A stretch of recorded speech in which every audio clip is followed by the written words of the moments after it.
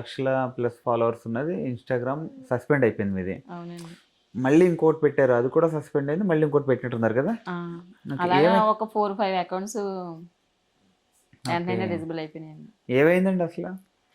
ఏమైందంటే మంచి రీచ్ వచ్చే టైం అండి. 1 హ్మ్. ఇయర్‌లో మంచి ఫాలోయింగ్ వచ్చిందండి. హ్మ్.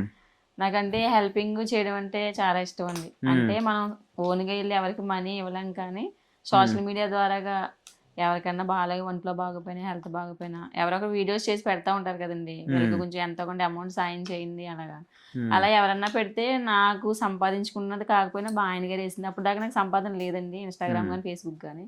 మా వారేసిన దాంట్లోదే ఒక 500 అలాగా చిన్న పిల్లలకైనా, పెద్దవాళ్ళకైనా బాగోకపోతే హాస్పిటల్‌లో ఉన్నది ఎవరైనా వీడియోస్ చేసి పెడితే నేను వాళ్ళ దగ్గర కొలాబ్ తీసుకోవడం, నా అకౌంట్‌లో కొలాబ్ యాక్సెప్ట్ చేయడం, లేదంటే హ్మ్. వాళ్ళ ఫోన్‌పే నెంబర్ తీసుకొని అమౌంట్ ఎయడం అలా చేసేదాన్నండి. ఓకే. అలాగే హెల్పింగ్ వీడియోలు చేస్తూ చేస్తూ ఒకరోజు ఏమైందంటే వాట్సాప్‌లో ఎవరో మాకు ఇలాగ గ్రూప్ ఉందన్నమాటండి. సోషల్ మీడియా వాళ్ళందరికి గ్రూప్ హ్మ్. ఉందండి. హ్మ్. అయితే ఎవరో వాట్సాప్‌లో షేర్ పాస్‌వర్డ్ క్లోజ్ చేశారన్నమాటండి. పెట్టు. హ్మ్. హస్బెండ్, వైఫ్ ఇద్దరికి యాక్సిడెంట్ అయ్యింది. వాళ్ళ కిడ్నీస్ ఉన్నాయి.